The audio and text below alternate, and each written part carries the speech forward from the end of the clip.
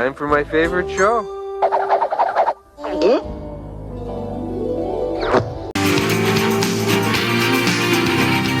Hello, everyone. I'm Dana Perino, along with Kennedy, Harold Ford Jr., Jesse Waters, and Greg Gutfeld. It's 5 o'clock in New York City, and this is The Five.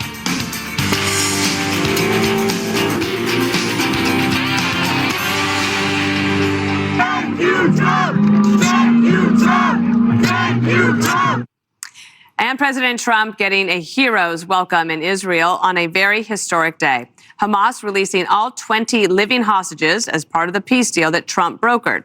Emotional scenes as families were reunited with loved ones who were held hostage for 2 years. The president getting a thunderous ovation while addressing the Israeli Knesset. And he couldn't resist taking a few shots at his predecessors while he was at it. But when you settle 8 wars in 8 months, that means you don't like war.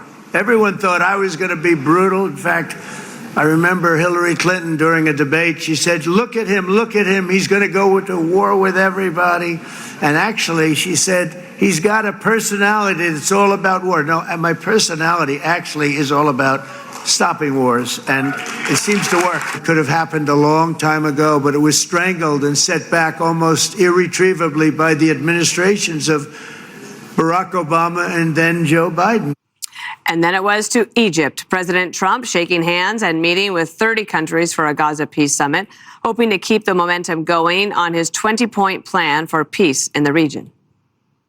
Now the rebuilding begins. The rebuilding is maybe going to be the easiest part. I think we've done a lot of the hardest part because the rest comes together. The momentous breakthrough that we're here to celebrate tonight is more than the end of the war in Gaza. It's with God's help. It'll be the new beginning for an entire beautiful Middle East. All the momentum now is toward a great, glorious, and lasting peace, and our commitment to fulfilling the 20-point plan. I hope everybody's going to join the Abraham Accord. I like to say the Avraham. I love Avraham. Kennedy, I could watch the reunion videos all day, and I have watched so many of them, and it does remind you just the barbarity of Hamas. And all of this could have ended if Hamas would have released all the hostages immediately, and Israel said that it would stop.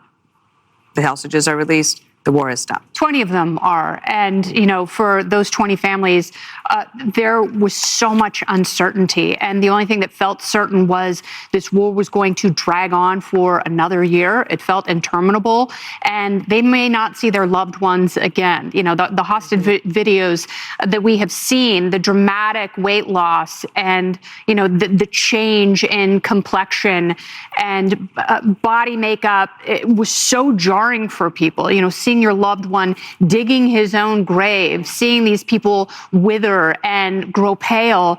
And the worry is that you're going to be on the list of families who were called when their loved ones didn't make it. Mm-hmm. And, you know, they prayed and hoped beyond hope. And this, for them, is something that they were trying to put into words in the Knesset in Israel as President Trump spoke.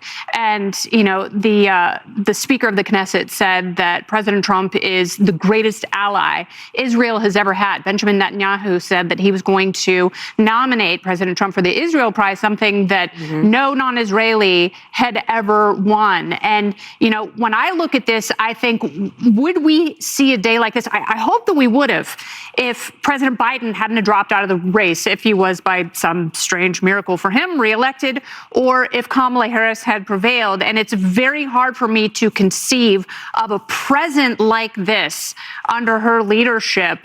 And, you know, this is the defining moment of his presidency so far. You know, we're only the first year into his second term. And, you know, I think that he is very hungry for peace and for more deals. And the way the world and Democrats have coalesced around him, I think that has to give Russia pause because they feel momentum shifting against them and they see how quickly things can change.